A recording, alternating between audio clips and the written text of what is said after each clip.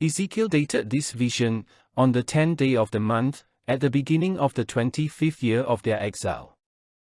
This is the final dated prophecy in the book of Ezekiel, but not the last one. The last prophecy was against Egypt, which came 2 years later. Ezekiel was then 55 years old, and the temple in Jerusalem had been destroyed for 14 years. And now God gave Ezekiel a vision of a new temple.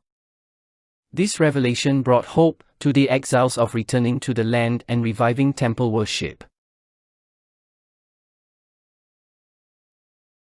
In the visions of God he brought me into the land of Israel, and set me on a very high mountain.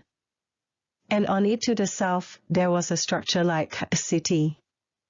So he brought me there.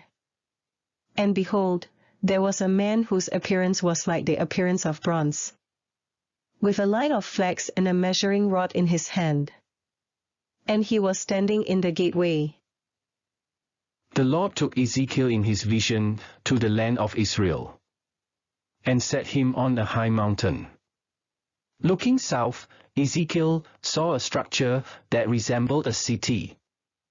As the vision unfolds, the city proved to be a temple complex with walls, courtyards, and various structures, probably on the site of Solomon's temple. The man said to me, Son of man, see with your eyes, hear with your ears, and give attention to all that I am going to show you. For you have been brought here in order to show it to you. Declare to the house of Israel all that you see.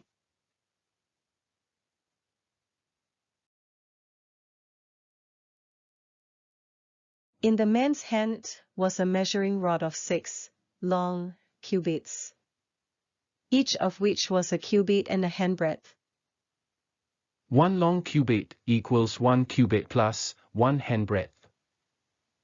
A cubit measures the distance from a person's middle fingertip to the end of their elbow, approximately 18 inches, while a handbreadth is 4 finger breadths, roughly 3 inches. Consequently, a long cubit totals approximately 18 plus 3, or 21 inches. To facilitate our study of the new temple, we will multiply cubits by 2 to provide an approximate measurement in feet. In the Old and New Testaments, there are mentions of 5 Jewish temples. Solomon's Temple. This was a grand structure first envisioned by David, and subsequently built by Solomon to house the Ark of the Covenant. It was destroyed by the Babylonians in 586 BC. Zerubbabel's Temple. Following the Babylonian exile, the Jews returned to Jerusalem under Zerubbabel's leadership, and rebuilt the temple on the same site. This temple, often called the Second Temple, was less extravagant than its predecessor. Herod's Temple. Herod the Great undertook a massive renovation and expansion of the Second Temple, transforming it into a monumental structure. This enlarged temple complex, known for its grandeur and size, was a prominent feature of Jerusalem during the time of Jesus. However, it was also destroyed by the Romans in 70 AD. A 1:50 scale model of Jerusalem city, including the Temple Mount and Herod's Temple, is located at the Israel Museum in Jerusalem. Tribulation Temple. Many commentators believe that there will be a temple during the 7-year tribulation, because the prince who is to come will put a stop to sacrifices and offerings in the middle of the 7-year period, Daniel 9 verse 27. This would presume the existence of a temple, or at the very least, an altar of sacrifice, in the first half of the tribulation period. Moreover, Daniel, Jesus and Paul spoke about the abomination of desolation standing in the Holy Temple. The Temple Institute, an organization based in Jerusalem, is dedicated to the study and preparation for the rebuilding of a third temple on the Temple Mount in Jerusalem. They had recreated sacred vessels and other items that would be needed for the functioning of the temple. Ezekiel's Temple. The temple described in chapters 40 to 48 portrays a vision of a future temple, often referred to as the Millennial Temple. This temple, with its detailed measurements and rituals, argue for a literal, physical temple. Here is a visual representation of Ezekiel's temple. The temple complex is surrounded by walls. And in the graphic, you will notice gateways located at the center of the east, north, and south walls, marked as A, B, and C respectively. On the west side of the complex lies the temple proper, or sanctuary. At each corner of the walls, there is a kitchen. This area constitutes the outer court. We will delve into the inner court shortly. But first, let's look at the outer walls of the temple complex.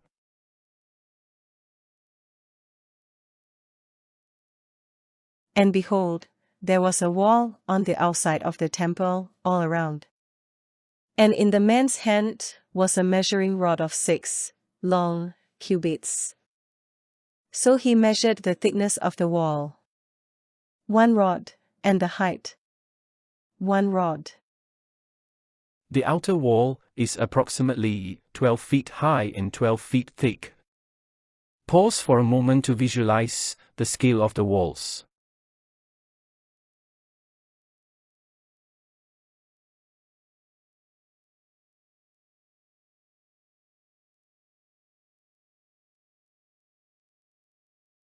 This is a layout of the outer gateway. As you walk through any of the 3 outer gates, you pass 6 rooms where temple guards were stationed. And each of the chambers was decorated with images of palm trees. The porch is at the other end of the hallway, just before entering the outer court. The length of his hallway from the entryway to the porch is 50 cubits, or approximately 100 feet. The width of the gateway, from the roof of one guard room to the roof of the other on the opposite side, is 25 cubits, or roughly 50 feet. Thus, the gateway covers a floor area of 5,000 square feet, slightly larger than the combined floor area of 4 units of a 5-room HDB apartment. The height of the side pillars is 60 cubits, or approximately 120 feet, comparable to the height of a 12-story HDB point block.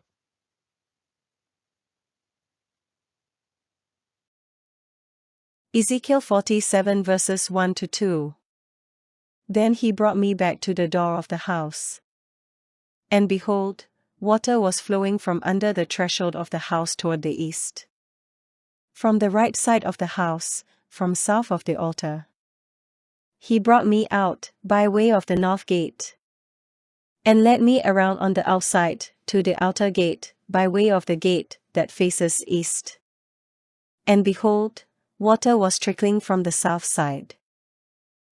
Ezekiel's guide led him back to the entrance of the sanctuary, where Ezekiel witnessed water flowing towards the east from beneath the temple threshold. The stream followed the right side of the temple, as one faces east, flowing down the south side of the altar of sacrifice. Next, the man escorted Ezekiel through the outer north gate, leading him outside the enclosure to the outer east gate. There, Ezekiel observed water trickling from the south side of the gate.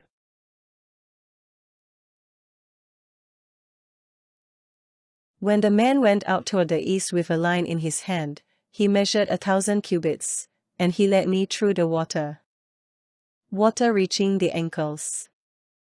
Again, he measured 1,000 and led me through the water, water reaching the knees. Again, he measured 1,000 and led me through the water, water reaching the loins. Again, he measured 1,000. And it was a river that I could not ford, for the water had risen. Enough water to swim in, a river that could not be forded. Having traveled downstream for approximately 2,000 feet, the bronze man measured the water's depth. He repeated this process 4 times, each time covering a distance of 2,000 feet. With each measurement, the river progressively deepened, beginning from ankle-deep to knee-deep, then waist-deep, until reaching a depth requiring one to swim across the river. Ezekiel was told that the river flowed east, down the Jordan Valley, then into the Dead Sea. The water from the river would rejuvenate the Dead Sea, transforming its salt water into fresh water. The river's life-giving properties would sustain a diverse array of creatures congregating along its banks, as well as many varieties of fish species swimming in its waters. But its swamps and marshes will not become fresh. They will be left for salt. The trees on the banks of the river would provide food each month, and the leaves would be used for medicinal purposes. How can we reconcile the river, described in Ezekiel, flowing from the temple into the Dead Sea, with the prophecy in Zechariah 14 verse 8? In Zechariah 14 verse 8, there is mention of a river flowing out of Jerusalem, with half of its waters directed toward the eastern sea, identified as the Dead Sea, and the other half toward the western sea, which is the Mediterranean Sea.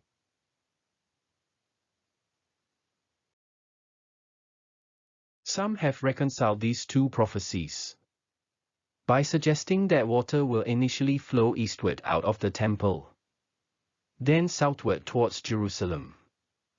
Subsequently, the river will divide into 2 branches, with one half of the waters flowing eastward to the Dead Sea, while the other half will flow westward into the Mediterranean Sea. Ezekiel embarked on a guided tour of the temple complex, led by the bronze man.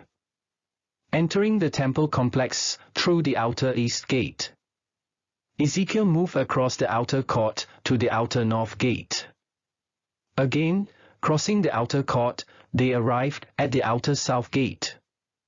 The gateways at the center of the east, north, and south walls were designated as A, B, and C, respectively. Subsequently, Ezekiel proceeded into the inner court through the inner south gate, then to the inner east gate, and finally to the inner north gate. The inner south, inner east, and inner north gates are labeled D, E, and F on the temple layout, respectively.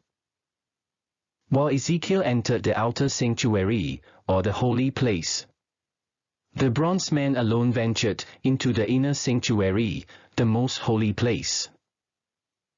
Exiting the inner court through the inner north gate, they departed the temple complex via the outer east gate, the same gate by which they had first entered at the start of the tour. We will look at the gates at the inner court in another video.